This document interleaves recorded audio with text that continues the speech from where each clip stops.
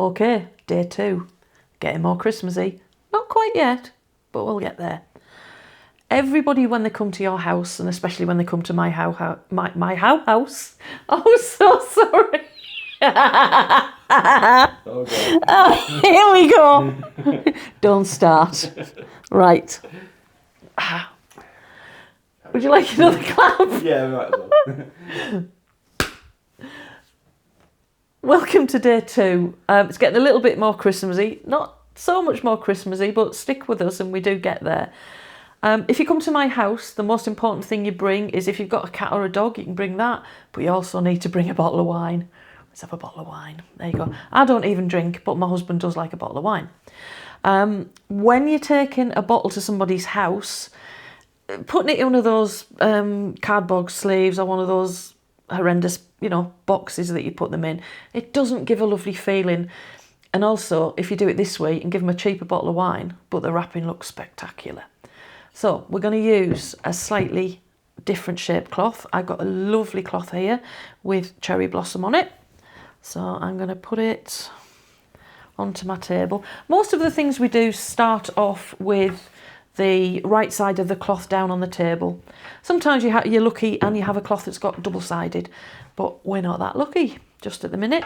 So I'm going to put the bottle in the middle, nice Chardonnay. He likes a Chardonnay.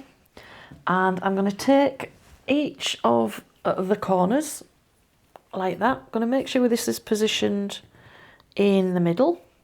And what we're going to do is we're just going to tie a knot that reaches the top of the bottle. So remember, we did the first knot diagonally and the second knot we do straight across.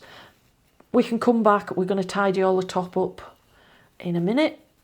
So we're going to put a knot, like that. That's never going to stay on the top while you're doing it. So we're going to put that one there. What you're going to do now is put these sides out, and you're going to take this one and you're going to wrap it around the front of the bottle. I'll turn this round in a second to show you. You're going to take the second one and you're going to wrap it round the other side of the bottle. So you're going to take a minute to make sure everything's neat and tidy. So just get it all nice and tidy, and you're just going to put a very, very simple tie at the front. Remember, we do the diagonal first, because if we want the knot to go straight across, we need to do a diagonal first. So we're going to pull the diagonal. If I just spin that round to show you. So we've got a diagonal knot, and then we're going to put the second knot in that is going to take us across. So I'm going to hide the label. Now at this stage, if I lay this down, you can see we need to hide the label. The label's got to go somewhere, so it doesn't matter which side you start with, you're going to have the label in there somewhere.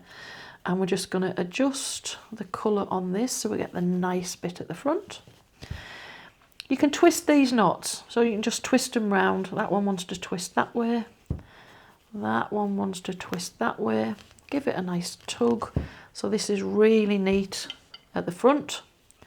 So you can either leave it like that, or we can tuck it in. So I'm going to show you it first of all, just like that. That's such a nice way to get a bottle of wine rather than getting it in a bag. But the other thing you can do is you can take this end here and you can just tuck it into this space there, and do the same with the other way.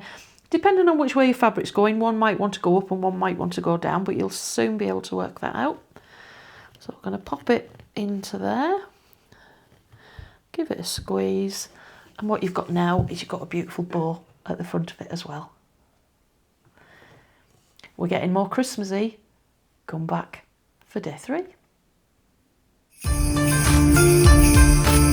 We've got loads more projects coming soon. Subscribe so you don't miss them.